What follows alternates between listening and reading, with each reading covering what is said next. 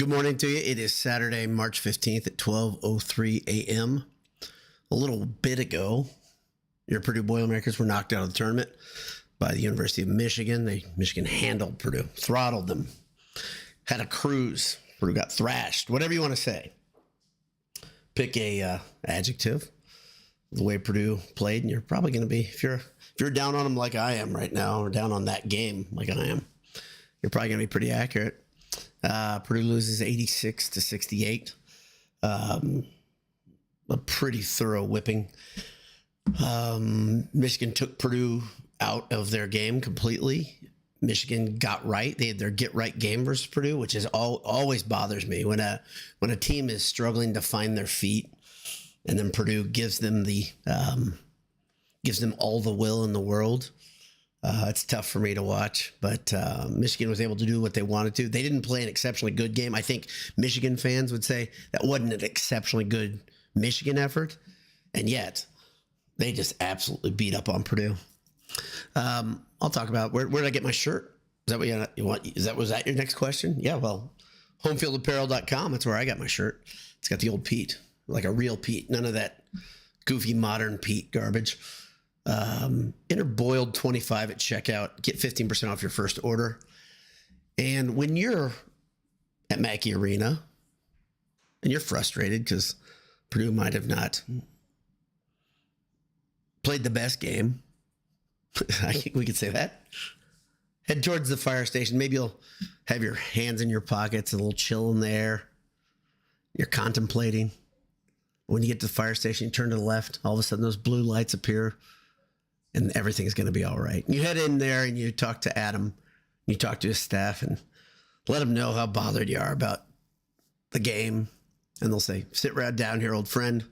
Have a pint. Maybe it'll have a boiled sports magnet in the bottom of it. Have some of these nice new cheese curds. Pick one of their sauces of the month. Get a burger. Get some beef. Burgers, beef, beer.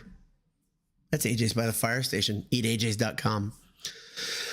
Oh boy. I don't know. I mean, I have a friend, and he may be on here today. He compared this team to the 2018-2019 that kind of shocked us and shocked the world in the form of Carson Edwards and Ryan Klein going off versus Tennessee and Virginia and Villanova, and was it ODU? I think that's right. ODU was the first round. Is that right? I think it put us back on our heels how well they played, and that team got knocked out of the Big Ten tournament after their double bye, I believe, by Minnesota. I know they got beaten by Minnesota by 2 points. And I didn't feel great about that team leaving that tournament, but I feel worse about this team. I just feel like they're playing like the level of play seems to be diving now. They played that great game versus UCLA, and this is they're just not playing well. That's all there is to it. Smith looks tired. TKR is having to do everything. If he gets in foul trouble, which he seems to get in foul trouble every game now, then Purdue is left to, they look like a bit of a clown car on offense. Like they have no idea what to do when he gets in that initial foul trouble, and they can't wake up out of it. And you can blame some of that. You can blame it on the players not executing well, not knowing what to do, but you can blame the coaches. Again, I've said this before. There's been some team effort stuff happening. You could blame, I gave PJ Thompson a lot of credit early in the season. I think you can give him some blame because the offense has no answer. If TKR is in trouble, Thompson and Painter, who have been excellent offensive coaches, both of them, they got nothing. And then you look at the part of the issue, though. Like I said, so we can lay blame after games like this. You could say CJ Cox disappears, and he's had a rough end of the season. Burgess has effectively disappeared. They come in, they're just not making big impact. Lawyer had times today where he couldn't get loose. And Smith, again, front of the rim, a lot of front of the rim stuff. Jakari Harris, I love the way he's been playing. I don't know why he doesn't get more minutes. He comes in and gets an instant punch in the second half when Purdue showed just a blip of life with 6 minutes left, I think. Harris was one of the catalysts of that. I've liked the way I've seen him play. And like I said, TKR has been, on offense, just incredible. Today, he hit the glass decently, which is good to see. But Purdue just got absolutely throttled on the glass. They just got beaten up. Michigan, their height, their strength, their experience showed up in a big way. And it hadn't showed up there that way, honestly, for Michigan the last 3 games. Starting with, was the Illinois game that they got whipped? Is that right? I think so. They had Illinois, Maryland, and Michigan State in that stretch. So pretty solid teams, top third of the conference, top half of the conference. And they were not playing well, but they played well tonight. They took it to Purdue flat out. Made all the right moves. Golden looked tough, which I've been critical of Golden, and I was incorrect, absolutely incorrect with my prediction on how he would play.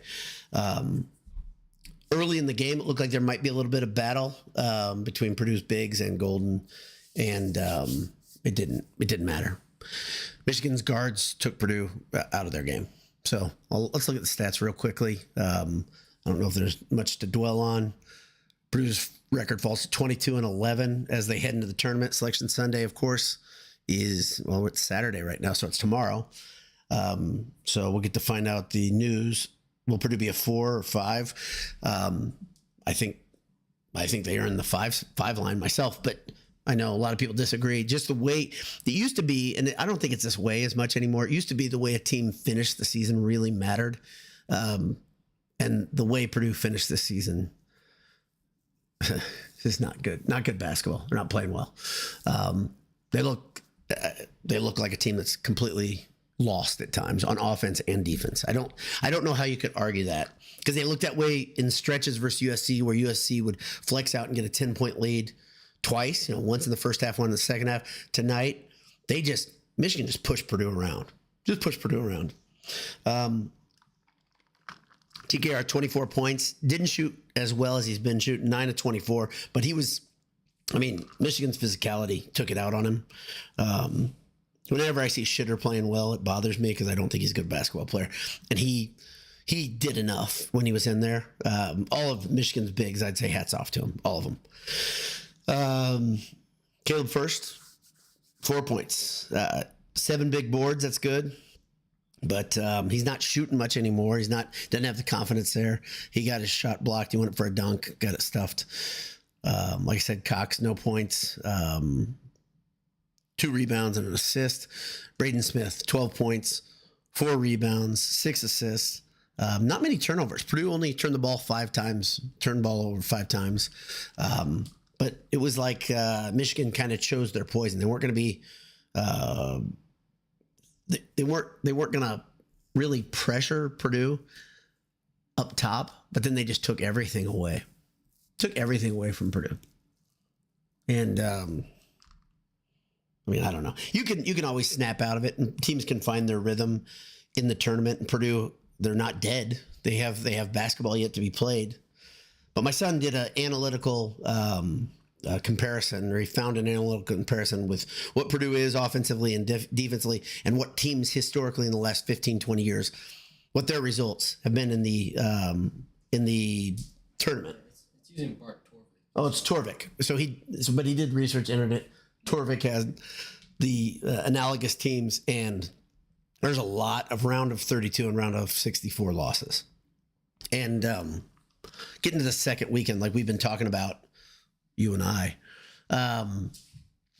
would be an incredible surprise and an incredible coup, and a lot of momentum to take into the next season after what we saw. Off the bench, like I said, Jakari Harris, 11 points, 4 from free throw line, 1 of 3 from 3, 3 of 5 from the field. Also had 4 boards and 3 steals from Harris. Excellent. Miles Colvin, 9 points off the bench, 3 for 4 from deep. Had one late. It was pretty late in the game. Not much happened. Heidi had an early 3. Fletch Lawyer held to 5 points. Here, if you want to look at maybe the stat that shows the biggest problem with Purdue's guards today offensively. Defensively, they had a hard time too. But offensively, Cox, Smith, and Lawyer combined for 5 of 27. And Smith had those 5 makes from the floor. There's your game. Here's the whole thing. So, like I said, Purdue gets out rebounded. Here's another interesting stat if you're into this sort of thing. Purdue had 11 assists. Michigan had 25. So they were sharing the sugar, as they say. Yeah, so Big Ten tournament's over. On to the big dance. Let's talk. Matt Hostetler says first. He is Jeff Nestor. Not feeling good about our chances in the big dance. Boilers 0-1-2. Well, that was disappointing. Agreed. Andy Ide says, gives somebody a little nudge for the typo above. John Hawks says, what happened to this year? And that's a good, interesting sentiment of a question, because I think January left everybody feeling pretty good. Like that, it all comes down that January. I would say, do you agree with this, LBD? That really January is the unusual part of the season, and the front and the end are really what Purdue is. I would say, I bet the stats would play that out. If you'd say the beginning of the season, November, December, and then February and March, they're twins, really. They showed a team that in the beginning of the season, you said, okay, maybe they can grow into some things. At the end, you say, what happened? I think that January is just an unusual, just a fantastic month, and it raised a lot of expectations, and maybe falsely. It buoyed Purdue's ranking. It buoys right now as we speak their potential seed, because their net is high. But the way they ended the season was poor. What? They played 6 awful teams in a row. When? Toledo 12-29 to Washington 115. Oh, you're talking about in January? That's it. Well, that's so LBD cracks the code. That time in January when Purdue was playing so well, it started with Toledo, horrible team. Yeah. Let's read it to me. Toledo, Minnesota, Northwestern, Rutgers, Nebraska, Washington. And then you got Oregon. Okay, that's solid. So then you have Oregon, beat them.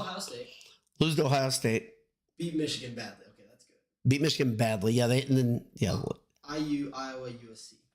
IU, Iowa, USC. And then it's the hard stretch. And then they went off. Yeah, then it got rough. That was the 4 in a row after that. Strength of schedule merchants. Right, strength of schedule merchants, to use a moniker or a adaptation of a moniker we got real comfortable with last year, hearing over and over and over. Matt Hostetler says, Painter needs to be better in adjustments. Yeah, there were no positive adjustments today. Great coach, but he's not able to do in-game adjustments. Well, he surely wasn't this year, this season. Yeah, but I think it's okay. I think it's fair to criticize without getting personal. But there's a lot of work to be done. Karen Grulock says 5th seed now, and it's one and done. So Karen's resigned herself to that 5th line. I don't know. They're a 5th seed. Yeah, you think? Actually, they could still, according to many of the predictors, they're still a 4, I believe. So I was not kidding around. Jay and I were in a text thread. Many people were in a text thread, and I said 5th or 6th, honestly. So I don't. Michael's next comment says, I think they're a 4 seed. I don't know why they would be a 4 seed. I don't know how you could measure them as one of the 16 best teams in America at this point. That the committee might surprise us. And if they do, again, it shows that the Big Ten tournament didn't matter at all, right? Because they were a 4 seed, according to many, coming into the tournament. They played USC, struggled mightily, and then get just whipped by Michigan.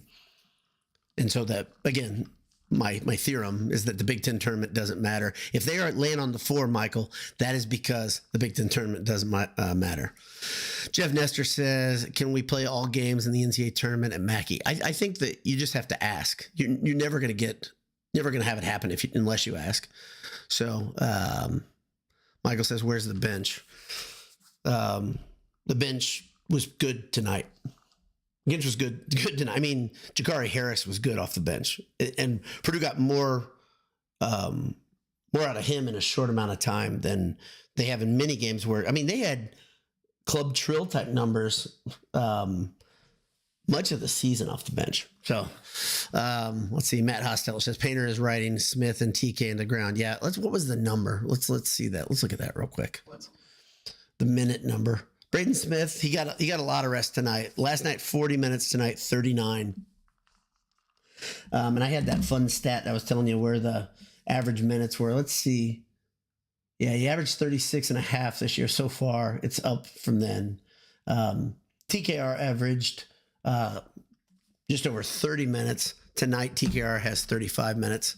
I would have said, and the guys that I was hanging around with on a text thread said at about the 6-minute mark where they had tried to make a little run and then they fell off, why not let everybody rest at that point? Why not? I mean, it's a fair question. Fair question. We can second guess all day. Boilers 012 says team looks gassed. I agree. Would have liked to see Paint gives guys some rest. I didn't know you were going to say that. You and I are, particularly Smith. Yeah. Cy Logan says Painter and PJ with disaster class this year. That's funny. Haven't ever heard that one. You hear master class. I like disaster class. How good Edie was to carry this sorry team to a netty appearance. We can. I don't want to. A couple things. One, Edie is really, really good. First thing. Hey. Also, Mason Gillis. Yeah. Well, Edie's generationally good, but this is a good point, and you cannot forget Gillis's value to the team's toughness. Glue guy. It became kind of a kitschy thing, but true. And Lance was extremely good for this team's mentality. LBD had a good point tonight about Jakari Harris and the way he played in that little spurt and the way he looked during that spurt. Look at his face. We talked about needing a guy who's even keel. Maybe Jakari Harris is that guy next year. Yeah. I mean, I think there are a lot of answers and I'm going to be optimistic.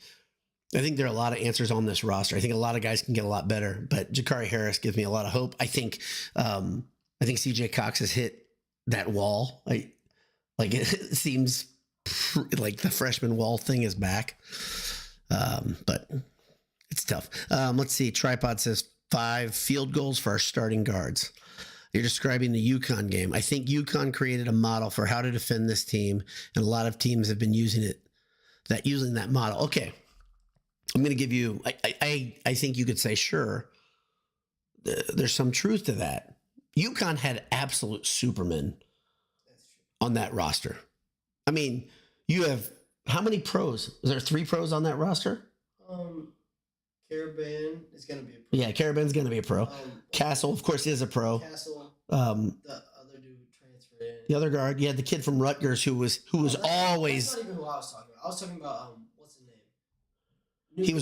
He was all, Newton, yeah, pro. And there's the big Klingon. Yeah. That's 5. Kling. Yeah, well, they have five pros. So UConn, let's just not undersell what they were. They're really, really, really good. But yeah, they also, their coach is a jerk and really, really, really good. Christina KV said, I think Christina's the one. I think you were one of the people that asked for an upcoming Handsome Hour basketball beat type thing. And you're one of the, I had like 6 people ask for it. Good news. I think we're going to do it Monday. So we'll have a Sunday night live reaction after the seating comes out. I don't know what time that will be.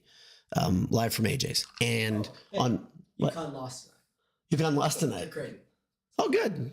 That's good. Always happy when UConn loses. And then Monday night we'll have at least 2 of us, if not 3 of us, doing a show. So let's see. Joe Inslee says Alabama win carries a lot of weight with the committee. Maybe.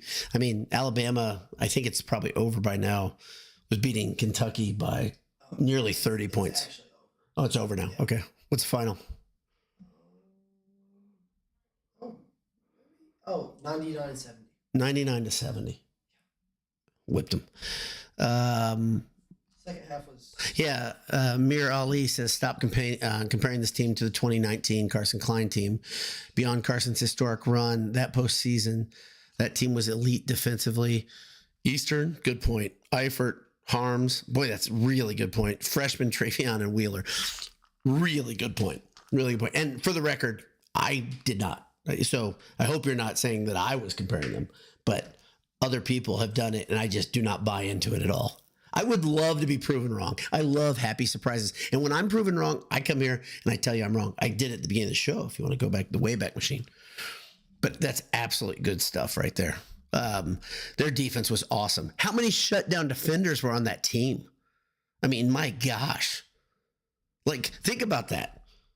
Carson Edwards was the defensive liability on that team, right? And he still was good in the plus and minus because he rained fire on teams, even when he wasn't playing well, right? And he also could get in people's jerseys. So, yeah, B-Dowd, Michael says, B-Dowd, 23 points from the bench tonight, so I'll give you that. Yeah, I think you should. Yeah, the bench was good tonight, Michael. In efficiency, this is on Bart Torvik, yeah. Okay? 4th in offense and 31st in defense, that team. Okay, so Bart Torvik had that team, the 2018-2019 Purdue team, 4th in offense, 31st in defense. That's a pretty big discrepancy. This year's team, we'll get that in 1 second for you if you're into this sort of thing, because I love this. I started becoming a fan of this 2 years ago. 10th in offense, this year's team.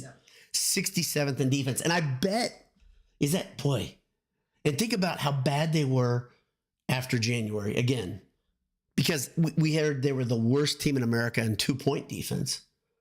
So that's it. Yeah. Tim Schwartzel says, I'm so sick of missing wide open threes. Well, then you got to get to the gym, Tim. You got to get in earlier.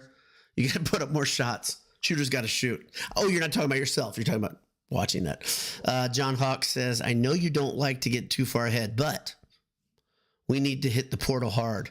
Big shooting guard, point guard. You've been talking about this so much. Think we lose 2 to the portal. We need to get, what'd you say? You've been talking about this so much. What, to here? Oh, I've been talking to you. So that's the funny thing. So you guys, the thing you guys don't know is there's a bit of a varnished version of me that's here. And he just said, I've been talking about this a lot, what Purdue needs in the portal. I probably started a month and a half ago. Just keep saying enforcer. And I do. I hit this. Here's my gong if you want to hear it. Enforcer. Get me a big bad dude. Hey. Wait, that sounds. That's why. I do love a big bad dude. February Yeah. Purdue ranks, I think 150 or 147th in defense. Okay, February and on, Purdue was 147th in defense efficiency or deficiency. You could call it that. So yes, that 2018-2019 team is a billion miles ahead of this team for the people that want to do the comparison. And Carson Edwards had the ability at any time to go nuclear on teams.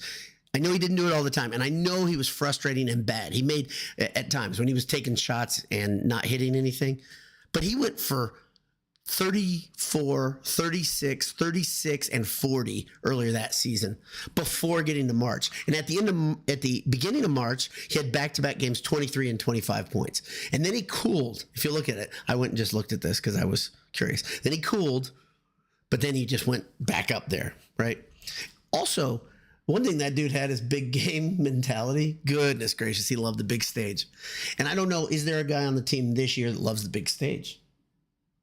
That's an interesting thing I hadn't even thought about until I start making words or noises with my mouth. But not at this point. Right. Well, Cox. I mean, Cox is the thing that I think about. Because that Bama game. Oh, he did it multiple times though. When he went off. That's who I think of first. That's what I'm saying. That's interesting. So this is if many of you guys and girls out there have I don't want to say given up but look at the people that are on this roster. And I've called the roster incomplete, but my whole thing about the incompleteness of that roster is that there's development that needs to happen in the offseason, right? We've mentioned Cox and Harris both as potentially very, very important parts next year. We've all mentioned the importance of Heidi and Colvin when they are playing well. Burgess with another year with Brandon Brantley, I think will be significantly better. And I think TKR actually, I I think TKR and Smith can get a lot better. The only guy that I wonder about hitting his own ceiling is Lawyer. It would take, and I know there was a joke going around about him getting bigger and stronger, but it would take him really changing the way he trains, I believe.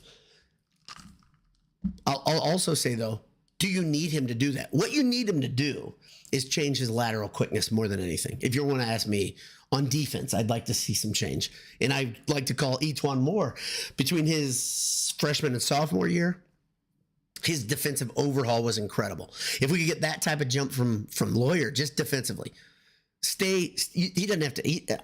It's probably wrong to even hint at the idea that you want Lawyer to get bigger and stronger because you want him to shoot. You need a guy that is a dead-eye shooter, and he absolutely is. So I don't want to come down on anybody in the big picture. I know I've gotten after people on the smaller picture tonight, but yeah. Michael says, it was good to see you and Little Boiler Dowd today. Michael and I and LBD ran into each other just on campus. So that was interesting. So good to see you, sir. That was very good.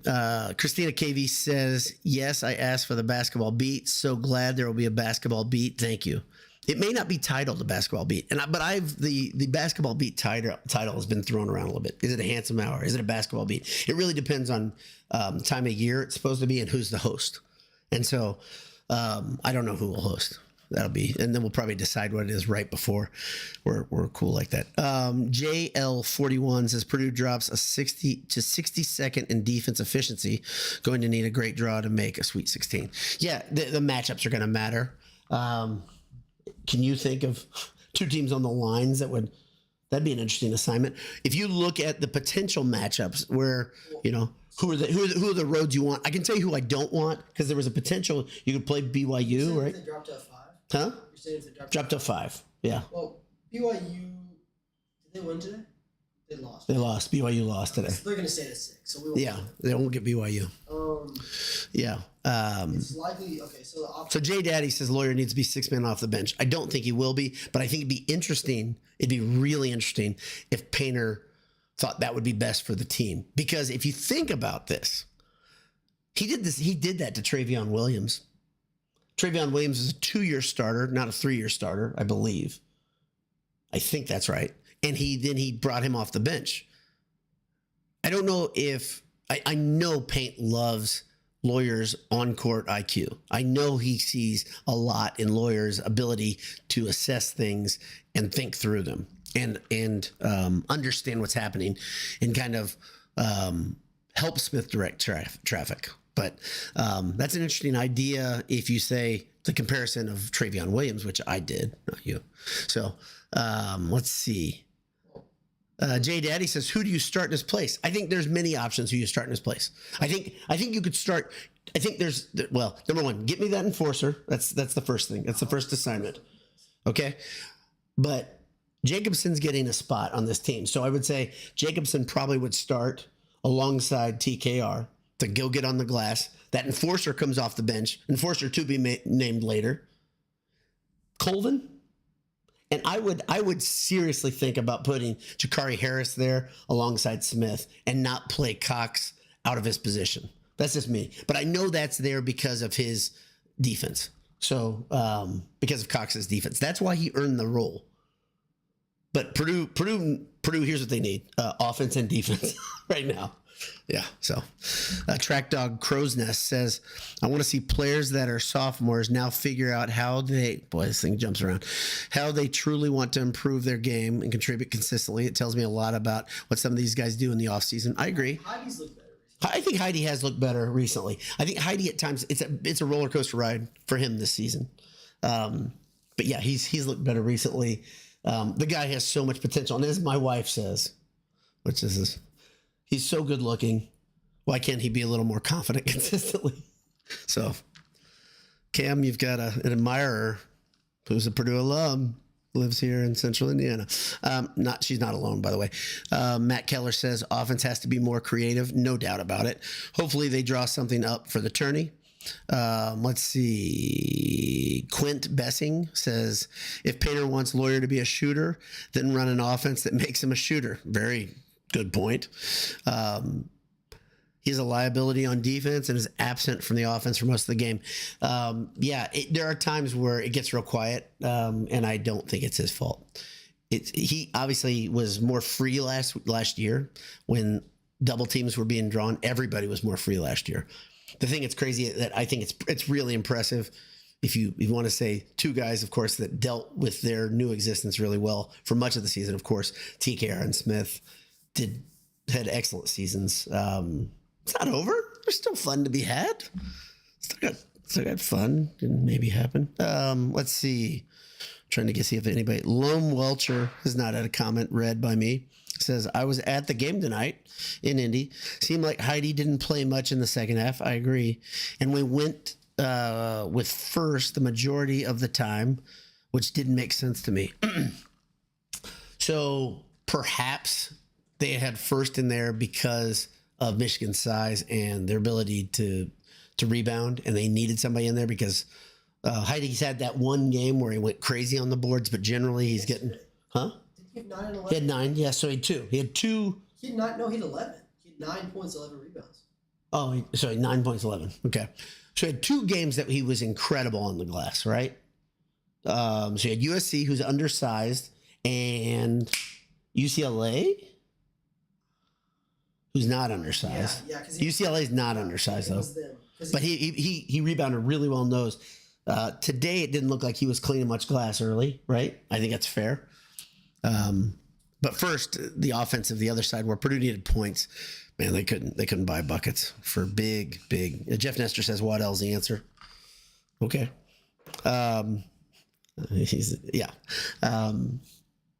So Daniel Harmon says Final Four is in Indy next year. I am aware. I have my hopes up that it can be the year we break through and win a natty with the upgraded roster of Smith and Trey being All-American. So I don't know, Daniel, if you don't come here very often. I've been talking about Indianapolis almost for a year straight. So I'm with you. I am with you. Right with you. Oh, boy. Boilers 012 says, saw on Twitter tonight somebody claimed to have a $2,500 bet on Purdue. Whew. Rough night. Don't bet on college basketball. There's my 2 cents. And I have lots of friends that don't listen to me in there. I don't think they'll listen. Too volatile. It is very volatile. It is very volatile. These guys, number one, even though they get paid, they are not pros, if that makes sense. You have a lot of guys coming into games and they've had a bad week. They have a bad test. They're tired. Girlfriend's fighting with them. A lot of things happening on campus. Do not bet on college basketball. That's Boiler Dowd's, what do we call it? Minute of advice. What? Minute of insight. Minute of insight. Ooh, I like that. Minute of insight. So today, this has been your Minute of Insight. Thanks for being here. Purdue will know their tournament fate shortly. They will get there in, it's a day and a half pretty much.